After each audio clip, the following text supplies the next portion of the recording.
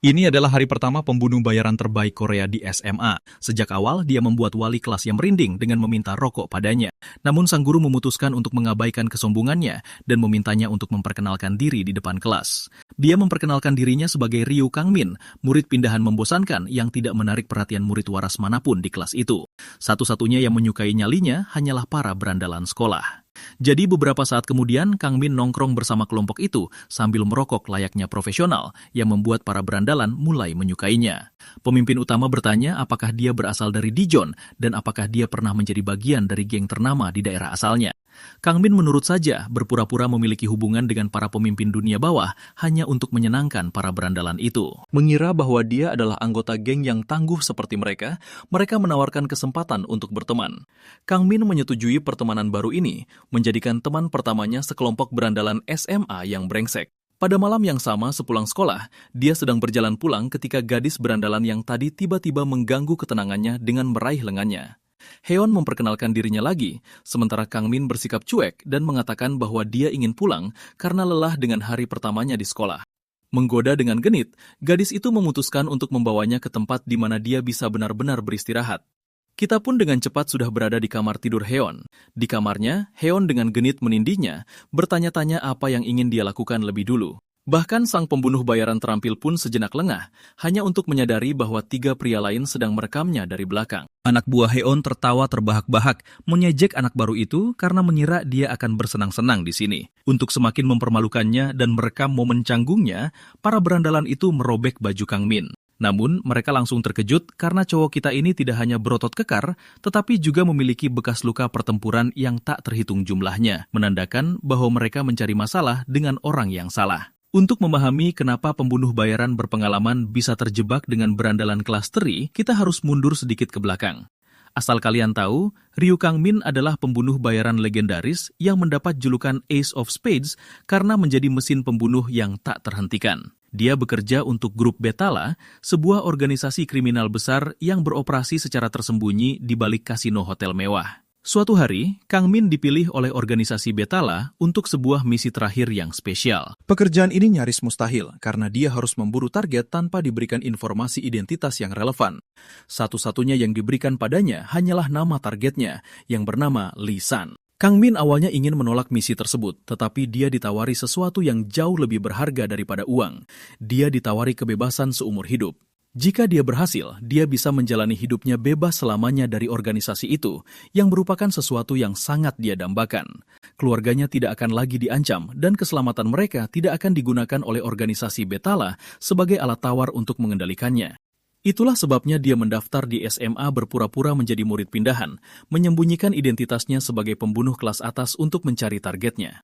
Kembali ke momen di mana dia memamerkan bekas lukanya, sang pembunuh bayaran paham bahwa aturannya selama ini selalu menahannya untuk menyerang orang tak bersalah. Tapi karena mereka sudah menyerangnya, ide selanjutnya adalah menggunakan rencana B untuk mendekati target. Pertama-tama, untuk membalas tamparan kecil tadi, Kang Min mengangkat tangannya tinggi-tinggi sebelum menampar wajah pria ini dengan sangat keras. Dia menamparnya sangat keras, hingga panel manhwa berubah menjadi efek benturan, dan aku tidak akan terkejut jika korbannya tidak akan pernah bisa melihat dengan normal lagi. Wajah Heon sungguh menarik untuk dilihat. Gadis ini bersama semua pria sok jagoan lainnya tercengang dengan mulut menganga lebar. Kang Min ingin menggunakan cara mudah dengan membangun persona palsu. Dengan cara ini, dia akan memancing semua orang jahat untuk menyerangnya. Idenya adalah untuk memburu mereka semua. Dan sekarang setelah pria pertama itu dibuat pusing berkunang-kunang, Kang Min dengan ramah menyuruh orang berikutnya untuk maju, berharap untuk mencoba pendekatan berbeda dengan teman-teman barunya. 6 tahun yang lalu di pulau pribadi Betala yang tak berpenghuni, ada regimen pelatihan yang ketat untuk para pembunuh bayarannya. Misalnya, jagoan kita ini dikubur di bawah air dengan rantai terikat di sekujur tubuhnya, hanya beberapa saat sebelum menjadi umpan hiu. Kang Min dilatih di fasilitas ini dengan mempertaruhkan nyawanya. 8 menit telah berlalu, paru-parunya serasa mau pecah karena dia telah mencapai batas kemampuan tubuhnya. Hasilnya, dia berhasil melepaskan diri dari rantai tepat waktu, meski hampir kehilangan nyawanya dalam proses itu. Pengalaman traumatis itu mengubah pandangannya tentang dunia nyata, dan dia menghadapinya dengan meyakini bahwa belum saatnya dia mati. Ya, setidaknya itulah yang dia pikirkan. Karena hal berikutnya yang dia sadari adalah sebuah pistol diarahkan ke kepalanya, Kang Min telah melewati batas waktu yang ditentukan. Dia benar-benar mengira dia akan mati di sini dan bertemu neneknya untuk selamanya. Tepat saat kau berpikir ini akan menjadi akhir dari Kang Min, boom, alur cerita berbalik. Situasinya berbalik, dengan bocah muda itu berdiri di atas pria yang menodongkan pistol padanya, sementara tiang bendera menghancurkan tangan lain dari sang pembunuh terlatih tersebut. Pembunuh bayaran itu senang dengan kemampuan luar biasa bocah itu dalam menggunakan lingkungan sekitarnya sebagai senjata. Kang Min bahkan tidak bergeming sedikit pun memikirkan pistol yang ditodongkan ke wajahnya, yang memunculkan pertanyaan apakah dia pernah benar-benar berjuang untuk mempertahankan nyawanya. Lucunya, bocah itu menjawab bahwa dia lebih pintar daripada cumi-cumi bodoh, yang mana menyinggung cumi-cumi imut yang duduk di bahunya. Tembakan pertama yang dilepaskan sang pembunuh bayaran padanya adalah peluru hampa. Begitulah cara dia tahu bahwa situasinya tidak seperti kelihatannya. Setelah tembakan hampa itu, sisa peluru di pistol adalah peluru tajam, yang berarti semuanya sekarang benar-benar serius. Dan begitulah cara Kang Min mendapatkan pembunuhan pertamanya dengan suara ledakan yang keras.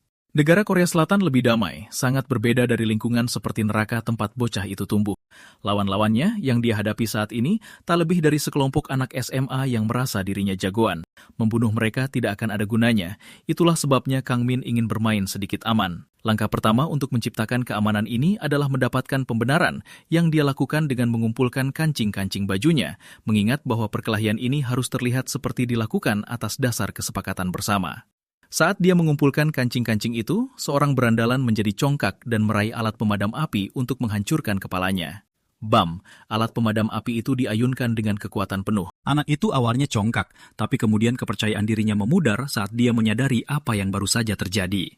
Pria ini menangkap alat pemadam api itu hanya dengan satu tangan dan memiliki kekuatan cengkraman yang cukup untuk benar-benar menghancurkannya. Kang Min mengempeskan tabung itu seolah terbuat dari tanah liat, dan karena sudah merasa bermurah hati hari ini, dia mencengkeram wajah anak itu, meyakinkan si berandalan kecil bahwa dia akan mendapatkan pembayaran asuransi medis yang besar. Kang Min membanting pria itu, membuat pertunjukan besar di depan semua orang, sebagai cara untuk menciptakan dampak tak terlupakan agar bayangan murid pindahan baru itu terukir di dalam kepala mereka. Momong-momong, dia menghancurkan tempat tidur Heon dalam prosesnya, benar-benar membenamkan separuh wajah pria ini ke dalam kasur. Heon sama sekali tidak mengerti apa yang sedang terjadi, sementara jagoan kita dengan santai berjalan melewati mereka ingin menanyakan satu hal. Gadis jalang yang sama yang ingin mempermainkannya tiba-tiba menutupi wajahnya, bertingkah seperti gadis polos yang tidak seharusnya dipukul. Lucu sekali, cowok di sebelahnya juga mengidentifikasi dirinya sebagai perempuan. Maksudku, sialan. Aku pun akan melakukannya kalau melihat pria ini menghabisi gengku. Ngomong-ngomong, Kang Min penasaran dengan satu teman lain yang biasanya dimiliki oleh para brengsek ini. Orang yang tidak pernah muncul lagi di kelas.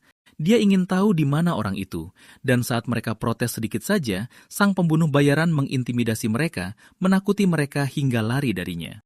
Ini karena mereka berpikir dia akan menghajar mereka habis-habisan, tak peduli apapun jawabannya. Jadi pria itu membanting pintu hingga tertutup, sementara sang monster dengan tenang berjalan ke arahnya, berjanji tidak akan menyakiti siapapun. Maksudku, ini seperti pembunuh berantai yang memberitahumu bahwa dia tidak akan menikahmu sampai mati. Bagaimanapun, jagoan kita cukup terkejut karena dia tidak bisa menemukan siapapun di kamar mandi. Tepat saat dia melangkah masuk, pria itu muncul tepat di belakang dengan sebuah pipa melingkari leher Kang Min, menyatakan bahwa dia hanya berpura-pura takut. Aku mulai melihat begitu banyak potensi akting dari orang-orang ini, tapi itu tidak ada gunanya saat pipa itu benar-benar patah di detik berikutnya. Untuk ikut bermain dengan seluruh sandiwara ini, Kang Min mengungkapkan sebuah fakta menarik yang baru. Dia juga aktor yang cukup hebat dan keahliannya adalah film thriller aksi. Sambil mengucapkan kalimat epik ini, dia menghancurkan seluruh kamar mandi sialan itu hanya dengan satu tendangan. Mungkin sekaligus mematahkan rahang pria ini dalam prosesnya. Ini adalah langkah ketiga dari rencananya. Idenya adalah untuk menanamkan rasa takut yang mendalam dan traumatis ke dalam diri lawan-lawannya, menghancurkan mental mereka. Heon sangat ketakutan. Kepercayaan dirinya tidak lagi sama seperti sebelumnya saat dia memohon agar mereka melarikan diri dengan skuternya. Keluar dari kamar mandi, Kang Min meyakinkan mereka bahwa tidak perlu lari saat dia hanya ingin mengobrol sedikit dengan teman-teman barunya. Heon bereaksi seperti, "Jalang, tidak mau. Ayo kita keluar dari sini sekarang juga." Bahkan sang bos pun memutuskan untuk mencengkeram gagang pintu sambil mengungkapkan latar belakangnya sendiri sebagai prospek teratas kejuaraan MMA. Dulu dia bisa saja mendapatkan hadiah uang yang sangat besar dengan kedua tangannya sendiri. Tetapi satu-satunya alasan dia tidak bisa adalah karena dia berakhir dengan menghancurkan tengkorak lawannya sendiri. Singkat cerita, pria ini mencoba menegaskan bahwa dialah orang paling berbahaya di ruangan itu. Kang Min mengamati dengan tajam bagaimana pria itu menghancurkan gagang pintu hanya dengan cengkeramannya. Pemimpin berandalan itu tidak sabar untuk melawan seseorang yang begitu kuat. Kang Min menatap pria itu dengan ekspresi prihatin dan bosan, sementara pria ini melesat dengan kecepatan penuh untuk melawannya, sampai salah satu dari mereka berakhir hancur ke lantai. Ada banyak suara benturan dan bantingan karena perkelahian di sebelah, sampai-sampai para tetangga, orang-orang yang sebenarnya juga sedang asyik saling bergulat di ranjang pun merasa khawatir. Pria budak cinta ini sedang mengalami hari paling beruntung dalam hidupnya dengan seorang gadis di bawahnya, dan percaya bahwa mereka harus merespons dengan bersuara sangat keras hingga dindingnya hancur. Dia tidak tahu, dindingnya benar-benar hancur dengan tubuh yang terlempar keluar darinya. "Ingat Tuan, aku sangat tangguh sampai ikut Iya, cowok itu dihajar sampai babak belur, dia pasti butuh tongkat krup." Dengan tersingkirnya sang ketua, Kang Min mengejek kualitas konstruksi dinding yang buruk ini, tapi setidaknya dia telah melumpuhkan dalang utama kelompok itu. Akhirnya, ada Heon yang mencoba kabur, tapi gagang pintunya sudah bengkok. Sang pembunuh bayaran berdiri menjulang di atasnya, bertanya-tanya apa yang sedang dia coba lakukan. Dan bukannya menyentuh tubuhnya, dia dengan berbaik hati membukakan pintu untuknya. Dia tersungkur ke lantai dan memohon ampun. Ketakutan telah menguasainya dan dia siap melakukan apa saja. Kang Min mengaku bahwa dia sama sekali tidak berniat memukulnya. Dia hanya ingin meminta satu bantuan kecil. Ini adalah caranya mengendalikan situasi, bertingkah seperti sosok penyelamat bagi orang-orang yang baru saja dia teror. Tukang manipulasi tingkat dewa mengusap wajahnya, menjadikan Heon sebagai pelayannya, dan menyuruhnya untuk menjawab pertanyaannya. Dia dengan mudahnya tunduk saat cowok itu bertanya tentang murid yang hilang di kelas, menanyakan semua hal yang bisa diketahui tentangnya. Di adegan berikutnya, kita berada di sebuah gedung kumuh.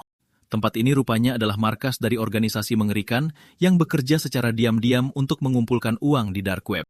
Pendapatan mereka telah melampaui tahun lalu hanya dengan satu video, menikmati makanan paling enak sambil menjual privasi orang lain. Seluruh kelompok yang dikumpulkan di sini terlibat dalam penggunaan kamera tersembunyi, mengunggah video ke situs web mengerikan demi mendapatkan penayangan dan merusak server. Video bocor yang mereka unggah diambil dari sebuah kamar hotel. Sang bos menikmati makanannya, berbicara tentang bagaimana dunia benar-benar akan kiamat karena betapa banyaknya orang yang sangat ingin melihat konten seperti itu. Video itu adalah sebuah mahakarya dan telah memberi mereka banyak sekali kekayaan. Salah satu anak buahnya berpendapat bahwa polisi mungkin akan melacak mereka jika server terus rusak, jadi sebaiknya mereka pindah lokasi. Namun bos mereka terlalu santai, menjelaskan bahwa mereka menerima video itu lewat Telegram, dan dia memang cukup benar soal keamanannya, karena Telegram dienkripsi dengan kuat. Untuk lokasi kantornya sendiri, dia tidak takut sama sekali pada polisi, percaya bahwa Direktur FBI sekalipun tidak akan bisa menemukan tempat ini. Saat dia hidup dalam dunia hayalannya, seorang pria mengetuk pintu mereka. Pengunjung tak terduga itu mengejutkan mereka saat bos menyuruh salah satu anak buahnya untuk membukakannya. Si botak membukanya dan mendapati seorang cowok pirang memakai jaket kelinci yang modis dan membawa pistol. Dia datang ke sini untuk satu tugas sederhana, setelah mendapat kepastian bahwa inilah tempat yang membocorkan video ke seluruh internet. Sang bos merasa aneh karena ada satu cowok kerempeng berambut pirang di depan pintu mereka, bukannya polisi. Mereka dengan cepat mengepungnya, membuat cowok itu terlihat seperti kurcaci di tengah mereka. Beberapa dari mereka punya teori apakah si pirang itu bekerja untuk geng single atau mungkin geng hisok, tapi cowok santai ini tidak peduli untuk menjawab pertanyaan mereka dan hanya menuntut agar mereka segera menghapus video tersebut. Pria raksasa yang menjulang di dekatnya mengira pendatang baru itu terlalu banyak menuntut, sementara pria berotot lainnya memutuskan untuk memberi si pirang itu pelajaran lewat pukulan fisik. Mereka yang menonton mengira akan mendapat hiburan tingkat tinggi dengan menindas si pirang, tapi harapan mereka hancur berantakan saat cowok ini merobek telinga si raksasa langsung dari wajahnya. Pria itu panik, berlutut sambil berdarah, merengek bahwa dia tidak bisa mendengar lagi. Satu suara ledakan itu bukan sekedar kebetulan. Pistol itu menemukan korban berikutnya. Si pirang menembak kepala pria ini, membunuh orang kedua.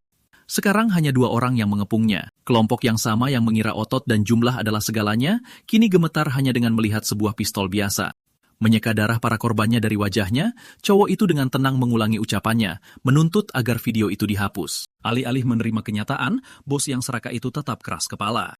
Pria lain mencoba memeluk si pirang dari belakang, tapi malah tertembak di kepalanya. Ini ketiga kalinya dia meminta mereka untuk menghapus video itu. Para preman itu menyadari bahwa cowok ini sebenarnya menggunakan pistol BB yang sedikit dimodifikasi. Itulah sebabnya suara tembakannya tidak seperti biasa. Ini membuat si pirang tidak terlalu mengancam bagi seluruh kelompok saat mereka dengan cepat meneroyoknya dari kedua sisi. Ingat 2 pistol di bagian belakang jaket cowok itu? Si kelinci mulai serius dengan mengeluarkan pistol kedua, menembak 2 orang tepat di wajahnya sekaligus dan menumbangkan mereka. Dengan ini, 4 pria telah dihabisi hanya dalam beberapa saat. Si pirang menatap ke arah pemimpin mereka yang dengan cepat mengumpulkan semua uang dari berangkasnya, mempertanyakan bagaimana pistol mainan bisa menghancurkan seluruh kepala seseorang. Dalam situasi seperti ini, biasanya kalian akan memanggil polisi, tapi pria ini bahkan tidak bisa melakukannya karena dia pasti akan tertangkap. Dia mencoba mengambil senjata, tapi sang pembunuh bayaran sudah menempelkan pistol di belakang lehernya, memerintahkannya untuk menghapus videonya atau dia akan dibantai seperti babi-babi lainnya. Sang bos bertanya, apakah dia harus menghapus video itu? Cara menghapusnya tidak penting bagi si pirang. Dia hanya ingin video itu dihapus dari internet. Tapi yang mengganggunya adalah, kenapa berandal ini sampai bertindak sejauh ini? Atau apakah dia pembunuh bayaran yang disewa oleh salah satu korban? Bagian paling lucunya, si pirang mengungkapkan bahwa cowok di video yang mereka bocorkan itu sebenarnya adalah dirinya yang berjalan telanjang. Dan itu benar-benar membuatnya kesal karena orang-orang bisa melihat si pirang kecil miliknya di video itu. Hanya karena fakta yang menyebalkan itu saja, dia langsung meledakkan kepala pria ini. Maksudku, sialan. Itu alasan yang masuk akal. Itu alasan yang masuk akal. Amukan yang benar-benar bisa dibenarkan. Mari kita kembalikan sudut pandang ke tempat Kang Min yang begadang larut malam bekerja di ruang rahasia bawah tanahnya. Kepemilikan senjata api adalah ilegal di negara ini, dan untuk bisa menggunakan senjata, seseorang harus memodifikasinya agar tidak terlihat seperti senjata api. Merakit apa yang disebut senjata palsu itu, yang sebenarnya tercipta adalah senapan yang mematikan. Keesokan harinya di sekolah, cowok perokok ini sekarang resmi memiliki bawahan yang selalu siap menawarkannya rokok. Dia sudah menjadikan ketua kelompok itu sebagai asisten pribadi yang menyalakan rokoknya. Urusan asbak diserahkan kepada preman yang lain. Heon bingung kenapa dia memanggil mereka semua ke sini. Itu karena Kang Min sangat tertarik untuk menyelesaikan percakapan mereka tempo hari mengenai anak yang tidak pernah masuk kelas. Menariknya, reaksi mereka berubah menjadi tegang. Mereka semua menatapnya dengan ekspresi terkejut. Heon terdiam 1000 bahasa, dan itu memberikan semua jawaban bagi cowok kita yang menyadari bahwa sesuatu yang benar-benar mengerikan pasti telah menimpa teman mereka itu. Sudah saatnya bagi kita untuk mendalami latar belakang si preman pirang itu. Asal kalian tahu, mereka ini dulunya sering pergi ke klub menembak. Heon belajar banyak hal tentang menembak dan membongkar pistol, tapi dia sangat ingin memenangkan sebuah hadiah spesial, yaitu boneka Kucuri-Kocu. Jadi si pirang mengambil alih, bertindak sebagai penembak ahli di kelompok mereka.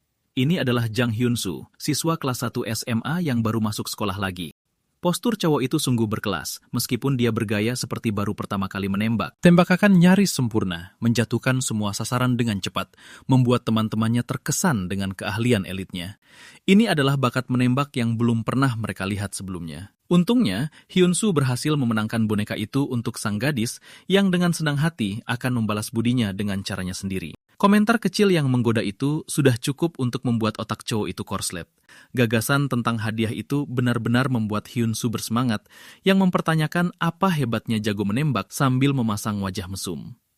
Kembali ke masa sekarang, dia merasa terganggu kenapa Kang Min menunjukkan ketertarikan pada cowok membosankan seperti itu, padahal dia sudah berusaha keras untuk melupakannya. Cowok kita mendekatinya dan bertanya apakah dia mengidap skizofrenia karena entah kenapa dia suka berbicara sendiri. Dia merasa cukup aneh karena kebetulan pakaian mereka serasi. Tapi pada topik yang lebih serius, Heon sangat ingin tahu kenapa dia dari semua orang dipanggil ke sini secara terpisah. Untuk menyegarkan ingatannya, dia mengingatkan gadis itu bahwa dia akan membantunya mengabulkan satu permohonan kecil yang dulu. Kang Min menyodorkan ponselnya, tahu bahwa gadis itu memberinya informasi kalau lingkungan ini adalah tempat yang paling sibuk. Jadi sekarang dia ingin gadis itu menjadi pemandu pribadinya untuk berkeliling Seoul. Karena sifat tumbangkangnya, cewek sialan ini tidak punya rencana untuk bekerja sama. Setelah semua pukulan yang diberikan pada sekelompok anak SMA itu, dan hal terbaik yang dia minta adalah agar gadis itu menjadi pemandunya. Untuk memulainya, Kang Min menyarankan agar mereka makan-makan dulu, menciptakan delusi pada gadis ini bahwa cowok itu mungkin saja benar-benar menyukainya karena suatu alasan. Mereka sibuk berjalan-jalan, tidak tahu bahwa seseorang sebenarnya sedang merekam mereka diam-diam sambil menguntit. Pasangan itu pergi ke sebuah restoran.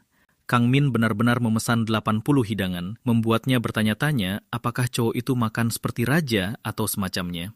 Dia bingung karena cowok itu jelas-jelas tidak tahu cara berkencan dengan seorang gadis. Tapi Kang Min menjelaskan bahwa dia belum pernah punya pengalaman berteman sebelumnya. Itulah sebabnya dia memutuskan untuk memesan hampir semuanya demi gadis itu. Bingung dengan keanehannya, dia menyuruhnya untuk cepat-cepat menghabiskannya. Heon memaksakan dirinya menjalani diet ketat. Maksudku, kamu tidak mendapatkan tubuh seksi itu tanpa alasan, tapi baginya, semua makanan itu sia-sia.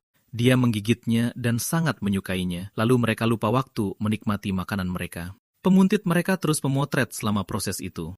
Selanjutnya, mereka pergi bermain di kebun binatang. Kang Min kesulitan menghadapi alpaka-alpaka ini, padahal sebenarnya mereka cukup jinak. Rambutnya benar-benar digigit dan momen itu juga tertangkap kamera. Selanjutnya mereka pergi ke galeri seni.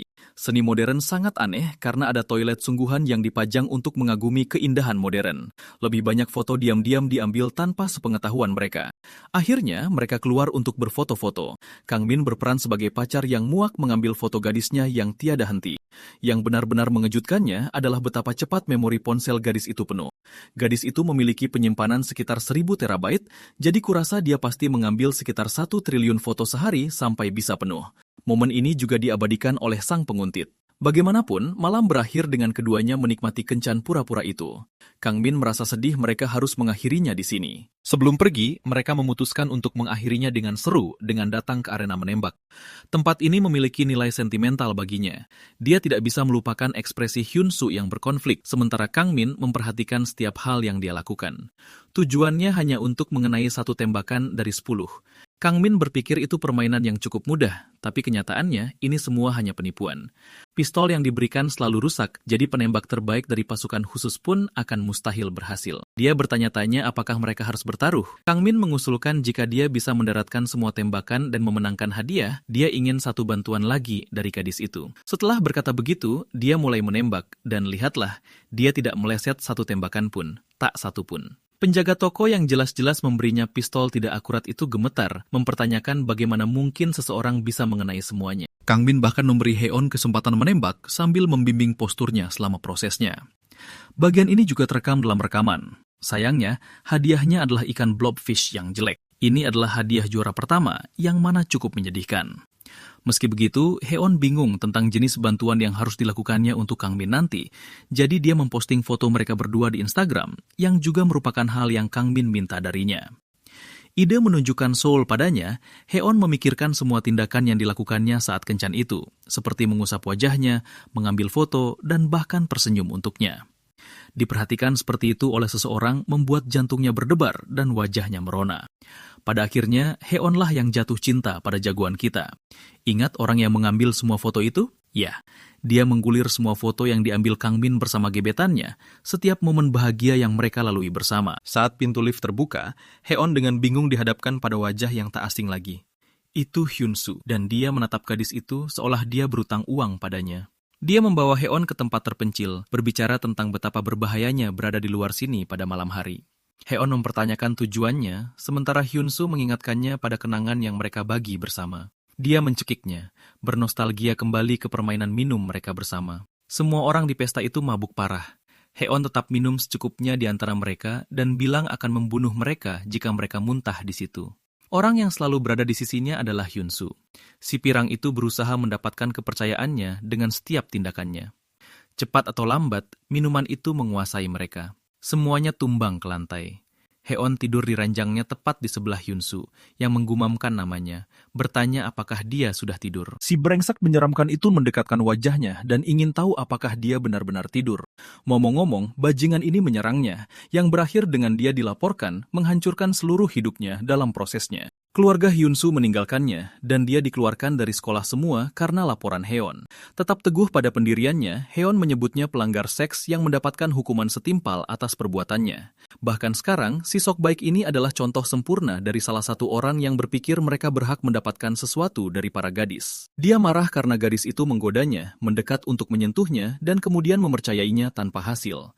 Si pirang percaya bahwa gadis itulah yang mengejarnya. Dan hari ini, pria yang pergi kencan bersamanya adalah bukti lain bahwa dia melakukannya untuk menginjak-injak perasaan Hyun Soo. Itu karena pria ini sangat cemburu dan tidak aman, sehingga dia berpikir dunia berputar di sekelilingnya. Cara pandang delusif terhadap dunia ini tampak konyol baginya, tapi Hyun-soo mengarang jawabannya sendiri, berbicara tentang bagaimana dia sengaja pergi menembak dengan orang lain selain dirinya. Menyadari bahwa pria ini benar-benar psikopat, Heon memukul wajahnya dengan tinju yang keras, memanggilnya maniak skizofrenia yang pantas membusuk di rumah sakit jiwa. Meski pukulan itu adalah tindakan berani dari pihaknya, dia lupa bahwa dia berhadapan dengan seorang psikopat yang mengeluarkan pistolnya dan melepaskan tembakan untuk menunjukkan betapa berbahayanya dia. Pria itu menyimpan dendam padanya seumur hidup. Sejak hari dia dilaporkan, dia merekam video dirinya sendiri hanya untuk menjadi lebih baik dalam urusan ranjang. Dan sekarang dia siap menunjukkan padanya betapa hebatnya dia sebenarnya. Ya, orang ini benar-benar tontonan yang menjijikkan, orang paling mesum dalam cerita ini sejauh ini. Heon berteriak kesakitan ketika tiba-tiba sebuah kain mengusap mulutnya. Itu adalah suara Kang Min yang tidak asing lagi, yang terkesan karena berhasil memancing Hyun-soo keluar secepat ini. Semuanya berjalan sesuai rencana. Semua penguntit itu, mereka sebenarnya adalah paparazzi sewaannya sendiri, sebuah grup yang mengunggah foto-foto itu ke media sosial, menyebarkannya jauh dan luas. Orang-orang ini juga sama dengan kelompok Heon sendiri, dipaksa menuruti perintah Kang Min sejak dia menghajar mereka hingga babak belur. Seluruh idenya adalah untuk menggambarkan bahwa mereka adalah pasangan mapan yang sedang bersenang-senang. Dan meski orang-orang ini tidak tahu tujuannya, mereka merasa sangat aneh bagi Kang Min untuk bertindak sejauh ini. Mari kita dengarkan dari orangnya langsung. Sang pembunuh bayaran datang ke sini untuk mencari Hyun-soo, yang sangat sulit dilacak sehingga dia harus menggunakan umpan kekanak-kanakan, yang mana berhasil dengan sempurna. Jagoan kita bertanya-tanya apakah si Piran itu benar-benar sangat terburu-buru, dan hal pertama yang ditanyakan si brengsek ini pada Kang Min adalah apakah dia pacar Heon. Bermain mengikuti sandiwara itu, Kang Min menaburkan garam pada luka si brengsek yang cemburu itu dengan membenarkan bahwa dia adalah pacarnya. Ini memberi Hyun-soo senyum menyeringai yang memuaskan karena dia bisa menikmati menyiksa pasangan barunya. Keluarlah tembakan pertama. Kang Min menunduk menghindarinya dengan mudah, mempertanyakan mengapa dia sangat tidak sopan dengan menembak tanpa peringatan. Entah bagaimana, bajingan ini berpikir bahwa dia memiliki Heon, jadi dia bersedia melakukan apa saja untuk itu. Dengan ahli merebut pistol dari tangannya, sang pembunuh bayaran elit itu penasaran tentang motivasinya terkait Heon sejak awal. Mereka memutuskan untuk bertaruh dalam permainan menembak, pemenang mengambil semuanya. Hanya satu hal kecil. Pistol yang diarahkan jagoan kita pada si Pirang sekarang ini akan membunuh Hyun-soo dalam satu tembakan. Itu pistol sungguhan. Waktunya kita kembali dan melihat apa yang membuat Hyun-soo hancur pada awalnya. Dia mendengar kabar di internet bahwa video pribadinya bocor, menduga bahwa tukang servis ponsel pasti yang telah membocorkannya. Si Pirang punya keinginan untuk membunuh bajingan itu segera, tapi kemudian datang seorang pria mengenakan setelan bagus dengan santai duduk di kamarnya. Pria ini meyakinkan si Pirang bahwa tidak ada lagi yang bisa menyelamatkannya sekarang. Video itu sudah viral. Semua orang tahu bahwa dia adalah orang menyedihkan yang melakukan hal-hal seksual secara pribadi dan bahkan merekam dirinya sendiri untuk tujuan evaluasi. Itu adalah hal yang sangat aneh sehingga pria berkacamata pun merasa jijik dengannya. Namun lebih dari itu, Hyun-soo memiliki senjata berbahaya, membuatnya sangat cocok untuk sebuah skandal. Hyun-soo yang sangat marah saat itu menuntut untuk mengetahui identitas pria tersebut. Beberapa saat berlalu dan pria itu menjelaskan bahwa dia memiliki organisasi yang menghasilkan keuntungan dengan mendistribusikan konten provokatif. Dia hanya di sini untuk merekrut bakat luar biasa seperti Hyun-soo yang memiliki banyak potensi dan telah meninggalkan kesan pada pria itu. Dengan kata lain, ini adalah tawarannya untuk membantu merekrutnya ke pihak mereka. Kembali ke masa kini, kita melihat situasi taruhan sedang berlangsung. Ancaman Kang Min sudah jelas, tapi Hyun-soo sepertinya sudah kehilangan semangatnya. Cowok ini benar-benar menodongkan pistol ke kepalanya sendiri, menantangnya untuk menembak, atau dia memang ketakutan. Sialnya, cowok itu sama sekali tidak takut dan benar-benar menarik pelatuknya, membuatnya terpental begitu keras hingga mengerang kesakitan di lantai. Kang Min lalu terkejut saat menyadari kalau pistol itu berisi peluru karet, padahal dia sudah meminta untuk dikirimkan peluru tajam. Hyun-soo bangkit dan mengatakan betapa bodohnya kalau cowok itu benar-benar punya pistol asli. Sambil mengeluarkan pistol lain dari jaketnya, dia menembak Kang Min dari balik jaket kulitnya. Serangan kejutan yang hebat, tapi sayang tidak mempan pada pembunuh bayaran kelas atas yang sudah bisa menebak trik murahan itu. Sambil menghindari rentetan tembakan, Kang Min mulai ragu apakah itu benar-benar pistol mainan. Itu jelas mematikan, dan kelihatan banget kalau senjatanya dibuat oleh seorang profesional. Tapi entah bagaimana, malah jatuh ke tangan Hyun-soo. Menolak menjawab pertanyaan apapun, dia terus saja menghujani cowok kita dengan tembakan. Kang Min sepertinya tahu sejarah pistol itu, tapi anehnya si rambut pirang itu belum pernah sekalipun masuk penjara karenanya. Ini menimbulkan pertanyaan, pasti ada organisasi baru yang membekingi si rambut pirang itu dari balik layar. Namanya Network Minim Informasi yang beredar, sindikat kriminal terbesar yang tersebar di seluruh negeri. Strategi mereka adalah mengeksploitasi para pelajar dan menggunakan kelompok-kelompok kecil untuk mempertahankan struktur yang kuat. Berkat sistem berbasis unit ini, niat asli organisasi tersebut jadi sangat sulit dilacak. Meski begitu, misi Kang Min adalah menemukan mereka apapun yang terjadi. Satu-satunya petunjuk yang dia miliki soal targetnya adalah mereka terhubung dengan organisasi network. Melalui struktur organisasi yang sama, sang Ace of Spades akan mencari jalan menuju target yang harus dibunuhnya, seseorang yang tengah menunggunya. Saat Kang Min sedang melamun, Hyun-soo tiba-tiba menerjang ke arahnya, marah karena merasa sedang dipermainkan. Cowok ini juga anggota network, batu loncatan pertama yang Kang Min butuhkan untuk bisa lebih dekat. Lucu sekali melihat si rambut pirang ini kehilangan akal sehatnya karena ceweknya direbut Kang Min, dan sekarang dia bahkan kalah telak dalam pertarungan. Tapi cowok kita malah asik memikirkan cara melacak target aslinya. Lagi pula, dia sudah tersudut di dinding. Hyun-soo menembak kepalanya, tapi lagi-lagi entah bagaimana Kang Min berteleportasi bagai karakter Dragon Ball Z dan langsung berada di depan wajahnya. Tembakan pun dilepaskan. Belasan peluru menghancurkan wajah Hyun-soo diikuti dengan hantaman ujung pistol ke kepalanya yang membuatnya terpental ke dinding. Pertarungan ini benar-benar terlihat menyedihkan bagi si pecundang ini. Kang Min memaki-makinya karena jadi berandalan kecil, sementara Hyun-soo bertingkah seolah dialah tokoh protagonis di cerita ini. Dia itu penguntit brengsek yang terus-terusan mengirimi Heon pesan, menolak kenyataan kalau cewek itu sudah memblokirnya. Dia jadi psikopat yang terobsesi pada Heon cuma karena cewek itu pernah memujinya sekali saat main game tembak-tembakan. Dia sangat kesal karena Heon tidak pernah tertarik lagi padanya sejak saat itu. Dalam versinya sendiri, dialah sang korban. Kang Min sampai kaget melihat tingkat delusi cowok ini yang sudah di luar nalar. Sambil menodongkan pistol lagi, Hyun-soo benar-benar jadi gila, berteriak kalau dia melakukan semua ini demi cinta. Betapa gilanya dia mencintai Heon yang sedang tak sadarkan diri itu, bahwa dia telah mempertaruhkan segalanya hanya demi cinta. Dan kalau dia tidak bisa memiliki Heon, maka dia siap membunuh mereka berdua sekaligus. Cowok ini benar-benar berpikir kalau dia sedang berada di dalam film. Kang Min sama sekali tidak menduga jalan pikiran seperti ini. Si rambut pirang mengancam akan meledakkan mereka berdua ke alam baka. Rentetan peluru ditembakkan sekaligus, memuntahkan selongsong peluru sampai semua magazinnya kosong. Itu adalah langkah terakhirnya, sebuah usaha putus asa. Tapi untungnya, Kang Min sudah menyembunyikan Heon di balik mesin perkakas yang kuat yang berhasil menahan semua peluru itu. Hyun-soo tidak habis pikir bagaimana cowok ini dengan bodohnya melompat ke arah hujan peluru cuma demi menyelamatkan seorang cewek, bertindak sejauh itu demi satu nyawa. Pikiran si pecundang ini semakin merosot ke dalam kebejatan.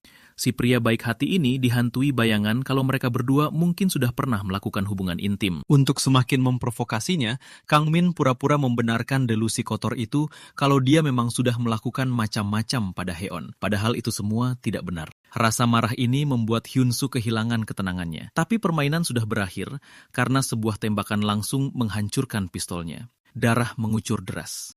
Si brengsek itu mengerang kesakitan karena jari-jarinya hancur tertembak. Sang pembunuh menyuruhnya diam atau dia akan menghancurkan seluruh lengannya. Pistol yang digunakannya adalah model Glock Parabellum. Semua peluru yang ditembakkan setelah tembakan pertama adalah peluru tajam asli.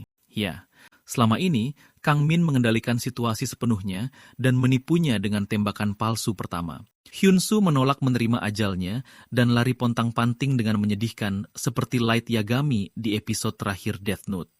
Tarian mereka sudah hampir berakhir. Kang Min membenarkan ajalnya yang sudah dekat, mengejeknya karena tidak kabur dari awal. Di adegan selanjutnya, kita berada di Cafe Maid. Si pecundang itu berlari menabrak gadis muda dan malah memakinya dasar jalang kucing. Dia lari ketakutan setengah mati, sementara Kang Min cuma berjalan santai. Sang malaikat maut sendiri yang mengejarnya tanpa rasa takut sedikit pun. Secepat apapun dia lari, dia tetap bersikap seperti korban dalam situasi ini. Seolah-olah dialah yang terus-terusan ditindas semua orang. Kang Min agak kesal dengan drama tiada akhir cowok ini, tapi untungnya dia berhasil tiba di lokasinya lebih cepat dari perkiraan. Saatnya seluruh dunia melihat siapa Hyun-soo yang sebenarnya.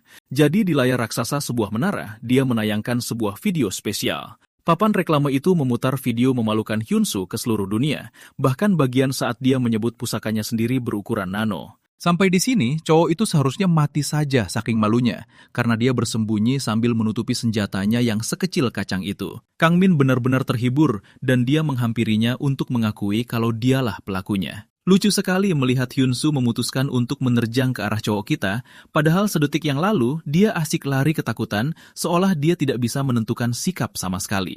Bahkan Terkun pun muak dengan omong kosong cowok ini dan memutuskan untuk turun tangan langsung menabrak bajingan ini sampai terpental jauh. Video Hyun-soo dari papan reklam menatap tubuh matinya dalam sebuah akhir yang puitis, sementara Kang Min berjalan pergi, sedikit kesal karena akhir ceritanya tidak sesuai rencana. Meski begitu, dia tidak terlalu peduli, karena cepat atau lambat, bajingan itu akan mati juga. Keesokan harinya di sekolah, berita soal Hyun-soo menyebar begitu cepat. Semua orang membicarakan bagaimana dia bisa tertabrak truk. Seluruh negeri tidak bisa berhenti membicarakan video di papan reklame itu, serta waktu kematiannya yang sangat pas. Sekolah mereka telah mencetak seorang selebritas baru, walau dengan cara yang sangat aneh. Heon cuma merasa kesal karena semua ini terjadi di hari yang sama saat dia bertemu lagi dengannya. Kepalanya sakit hanya dengan mengingat pertemuan traumatis mereka. Dia sama sekali tidak tahu apa yang terjadi saat itu. Satu-satunya ingatannya adalah saat cowok itu menindihnya dan dia langsung jatuh pingsan. Sesuatu tentang suara Kang Min terlintas di pikirannya, meski dia belum bisa menghubungkan semuanya. Saat dia bangun lagi, dia tidak sedang dijaga oleh cowok itu, melainkan ditolong oleh pria berjas. Pria berkacamata itu turun tangan sendiri mengurusnya untuk menghilangkan jejak keterlibatan organisasi mereka, bahkan sampai menghapus ingatan Heon juga. Dia merasa gelisah dalam lamunannya, tapi jujur saja, tidak ada yang peduli padanya. Kembali ke Kang Min, cowok itu sedang menghadapi masalah terbesarnya lagi. Karena tidak bisa menemukan rokok, dia mulai membenci kenyataan bahwa dia memakai identitas anak 17 tahun yang membuatnya tak bisa membeli rokok secara legal. Masih banyak sekali hal yang harus dia lakukan.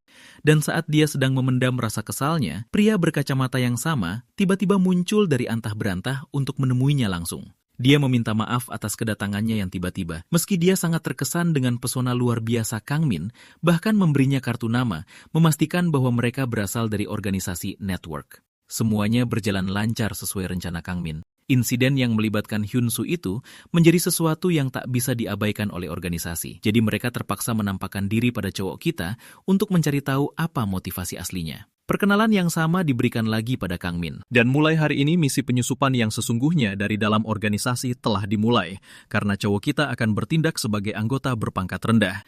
Setiap langkah akan membawanya menuju tujuan akhirnya, hingga dia bisa mencapai target utamanya. Ya, itu metode standarnya. Dalam sistem struktur tertutup, para pencari bakat berada di bagian atas dari kelompok.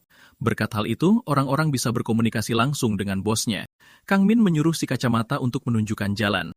Dia sudah tidak sabar lagi ingin bertemu bos mereka.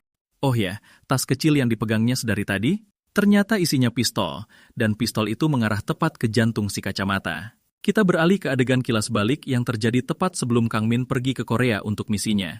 Dia menghampiri wanita berambut pirang yang cantik dan memikat. Bahkan ada penyebutan tentang ChatGPT dalam percakapan mereka. Jadi seperti itulah, kau tahu, dunia ini sudah sangat maju. Wanita itu mengambil gunting dan melemparkannya tepat ke wajahnya. Namun Ace of Spades berhasil menangkis serangan yang menjengkelkan itu.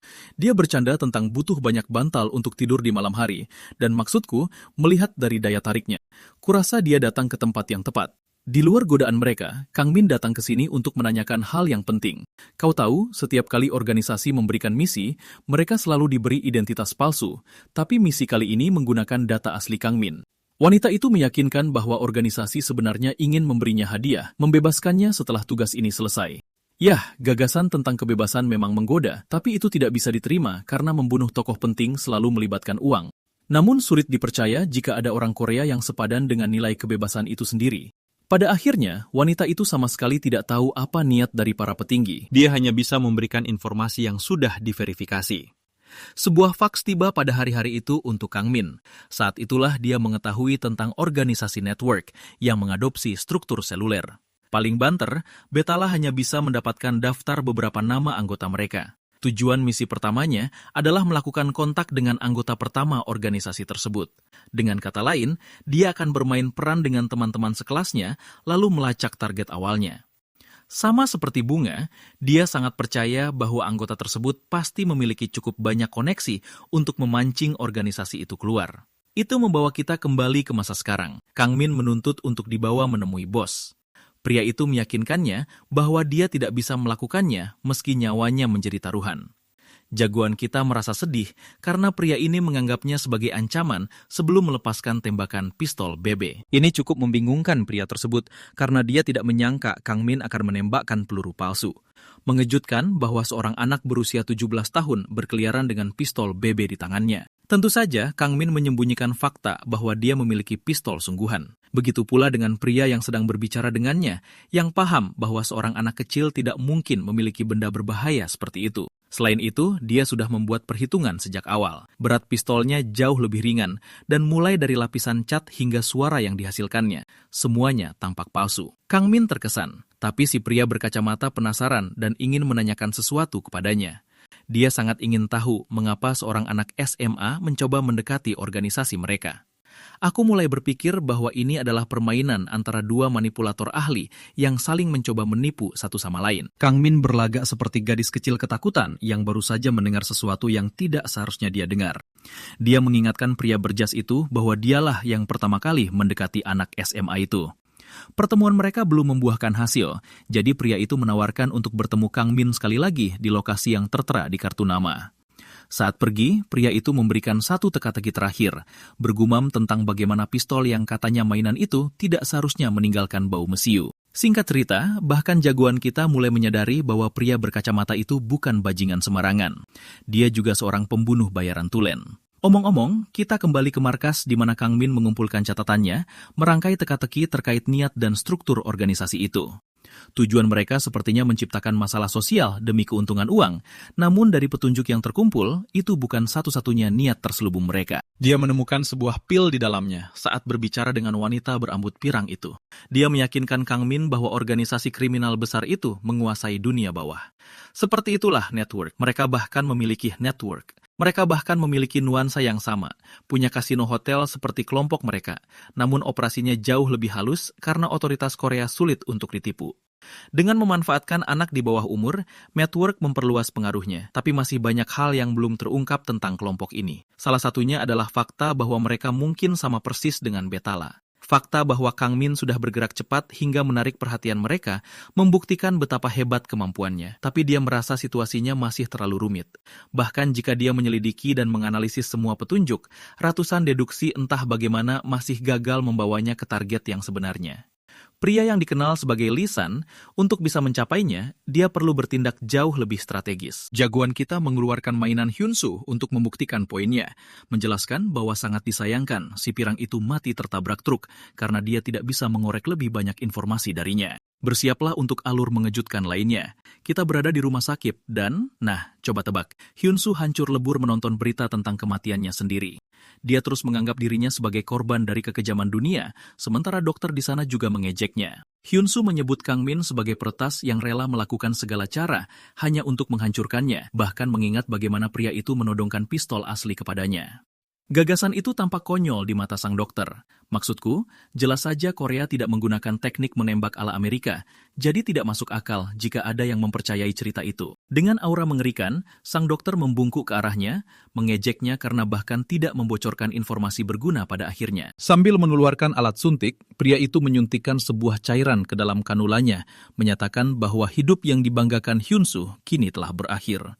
Si pirang masih kebingungan, tidak tahu apa yang sedang digumamkan oleh dokter itu. Sebelum dia sempat memahami apa yang terjadi, dia mulai kehilangan kesadaran. Cerita rekayasa ini sungguh sempurna. Kelalaian staf medis dalam penggunaan obat mengakibatkan kematian Hyunsu. Hyunsu tidak tahu apa-apa, bahkan hingga detik ini. Tangannya diborgol keranjang, membuatnya mustahil untuk bergerak dari tempatnya. Terlepas dari ketidakberdayaannya, terlepas dari permohonannya, pria itu tidak bergeming sedikitpun. Sebaliknya, dia malah memperkenalkan dirinya dengan sopan. Orang ini berasal dari organisasi yang sama yang dengan baik hati telah melindungi Hyunsu, yakni Network. Akhir nasib si pirang sungguh traumatis. Hyunsu menderita dalam kesakitan yang luar biasa saat darah mengalir keluar dari setiap lubang tubuhnya yang menyebabkan kematian instan. Melihat langsung efek obat tersebut, pria itu tampak terpesona. Maju cepat ke janji temu Kang Min dengan perwakilan network, dia tiba di tempat pertemuan, namun tidak menemukan siapapun. Seorang pria terengah-engah, akhirnya tiba di lokasi dan meminta maaf karena sangat terlambat. Kang Min sama sekali tidak terkesan dengan pertemuan pertama mereka dan bertanya kemana perginya pria berjas yang satu lagi. Tiba-tiba saja, ini mulai terasa seperti penipuan murahan baginya. Pria berjaket hoodie itu meyakinkannya bahwa dia hanya bersikap rendah hati karena mobilnya yang ada di sebelah kiri sangatlah mewah. Pria itu memiliki Rolls-Royce sendiri, dan sambil berpura-pura gila harta, Kang Min mencicipi manisnya kesuksesan, siap bekerja keras untuk kelompok barunya.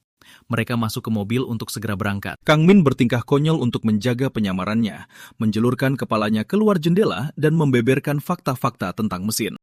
Pengawalnya memohon agar dia mengendalikan diri atau akan terjadi kecelakaan yang bisa membuat tulang belakang atau tengkoraknya hancur dalam sekejap hingga mengakibatkan kematian seketika. Bahkan sebuah kendaraan bisa saja menabraknya, jadi itu hal berbahaya lain yang patut dikhawatirkan. Jagoan kita sedikit merinding mendengar detail akurat pria itu, mempertanyakan apakah dia entah bagaimana telah mempelajari cara orang mati. Menanggapi hal itu, si pengawal mengejek bahwa Kang Min jauh lebih tahu soal itu daripada dirinya. Mempertahankan ketenangannya, jagoan kita berpura-pura tetap tidak tahu, tapi pengawal itu bisa melihat langsung kebohongannya dan dengan gamblang menyebut nama Sandi si pembunuh bayaran, Ace of Spades dari Betala. Penyebutan nama Sandi yang tiba-tiba ini benar-benar mengejutkannya, karena dia bahkan tidak habis pikir bagaimana pria ini bisa membongkar identitasnya semudah itu. Dan sekarang untuk perkenalan balasan, sang pengawal mengulurkan tangannya dengan sopan, meyakinkan Kang Min bahwa dialah orang yang selama ini sangat dicari oleh si pembunuh bayaran. Namanya Lisan.